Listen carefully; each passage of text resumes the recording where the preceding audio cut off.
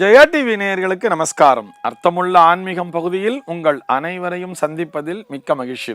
இன்னைக்கு நம்ம என்ன பார்க்க போறோம் சொன்னா, வீட்டிலே சாலக்கிராமம் வைத்து பூஜை செய்யும் பொழுது பின்பற்ற வேண்டிய வழிமுறைகள் என்ன அப்படிங்கிறத தான் பார்க்க போறோம்.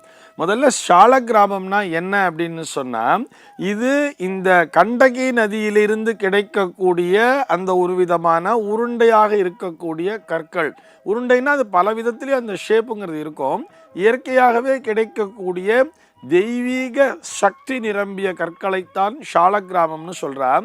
இந்த சாலக்கிராமமானது மகாவிஷ்ணுவினுடைய அம்சமாகவே பார்க்கப்படுகிறது.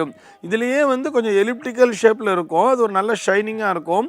அதை பானலிங்கம்னு சொல்லுவா. அது பரமேஸ்வர ஸ்வரூபம். அதிலேயே ஒரு விதமான உருண்டைகள், அதிலேயே ஒரு சில கோடுகள் மற்றும் ஒரு சில தட்டையாக இருக்கக்கூடிய கற்கள் அப்படிங்கிற மாதிரியான நிறைய இருக்கும். இவற்றை சாலக்கிராமம் என்று சொல்கிறார்கள். இந்த சாலக்கிராமத்தின் மீது மகாவிஷ்ணுவினுடைய அந்த தாக்கமானது அதிகமாக இருக்கும். இந்த சாலக்கிராம கற்களை சாக்ஷாத் விஷ்ணுவினுடைய ஸ்வரூபமாகவே வைத்து வணங்குகிறோம். இதை வீட்டில் வச்சு வணங்கும் போது என்ன பண்ணணும்னு சொன்னால், தினசரி கண்டிப்பாக அவற்றை பூஜிக்க வேண்டும். காலை மாலை இருவேளையுமே பூஜை செய்ய வேண்டும் அப்படின்னு சொல்றது.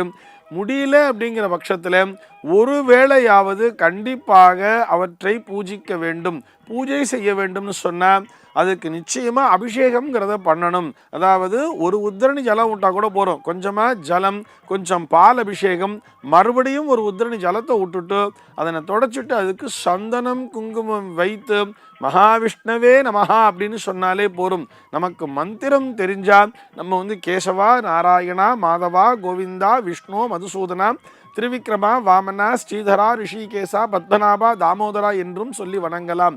இந்த 12 திருநாமங்களை கொண்ட ஒரு 12 சாலக்கிராமங்களை வீட்டிலே வைத்து வணங்கினால் 108 திவ்ய தேசங்களுக்கும் சென்று வணங்கிய பலனானது கிடைக்கும் அப்படின்னு சொல்லி நம்முடைய புராணங்கள் நமக்கு சொல்கிறது.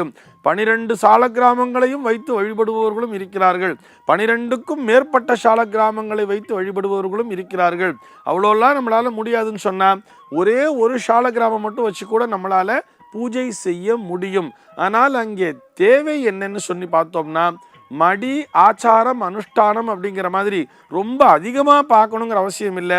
டெய்லி ஸ்நானம் பண்ணிட்டு வந்தோமா, வந்த உடனே அதுக்கு ஒரு உத்திரணி ஜலம் விட்டோமா, கொஞ்சம் பால் விட்டோமா, மறுபடியும் ஒரு உத்திரணி ஜலத்தை விட்டுட்டு அழகாக சந்தன குங்குமத்தை வச்சுட்டு பிரார்த்தனைகளை செய்து கொள்ள வேண்டியது. வீட்டிலேயே நம்ம துளசி செடி வச்சுருந்தோம்னா 2 துளசியை பறித்து அதன் மேலே வைத்தாலே போதுமானது. ஆனால் அதற்கு நெய்வேத்தியம் என்பதை செய்துவிட வேண்டும்.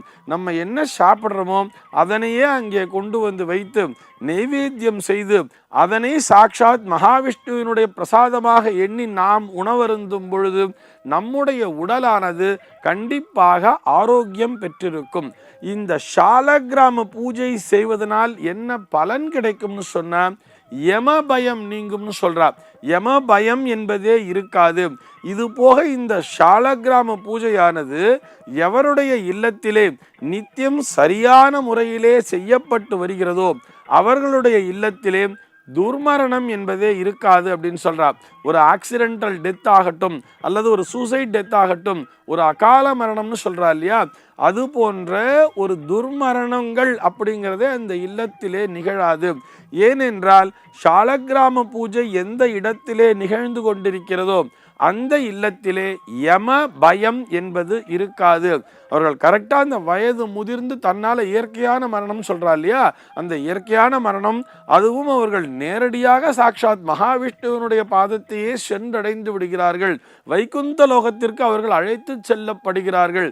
எவர் ஒருவர் சாலக்கிராம பூஜையினை முறையாக செய்து வருகிறார்களோ அவர்கள் நேரடியாகவே வைகுந்த பிராப்தியினை அடைந்து விடுகிறார்கள் அப்படின்னு சொல்லி நம்முடைய சாஸ்திரமானது நமக்கு சொல்லி தருகிறது. ஆக இந்த சாலக்கிராம பூஜை என்பது மிகவும் உயர்வான ஒரு விஷயம். இந்த உயர்வான விஷயத்தினை நாம் நன்றாக புரிந்து கொள்ள வேண்டும். இது ஏதோ ஒரு குறிப்பிட்ட சமூகத்தினர் மட்டும்தான் செய்ய வேண்டும் அப்படிங்கிற அவசியமே கிடையாது. எல்லோருமே இந்த பூஜையினை செய்யலாம், இந்த சமூகத்தினர் மட்டும்தான் செய்யணுங்கிறதெல்லாம் இல்லை. அந்த கண்டகி நதியிலேருந்து கிடைக்கிறது இல்லையா, அதை நம்ம வந்து ஒரு நார்த் இந்தியாவுக்கு போனாலும் சரி, அல்லது எவர் ஒருவர் செல்கிறாரோ அவர்களிடத்தில் சொல்லி கூட நீங்கள் எனக்கு வாங்கிட்டு வந்து கொடுங்கன்னு கேட்கலாம். இதில் வந்து நிறைய விதவிதமான சால கிராமங்கள் என்பது உண்டு. எல்லோரும் பூஜிக்கின்ற சால கிராமமாக அதில் ஸ்ரீகிருஷ்ண சால கிராமம் சொல்லுவோம். அழகா உருண்டையா இருக்கும்.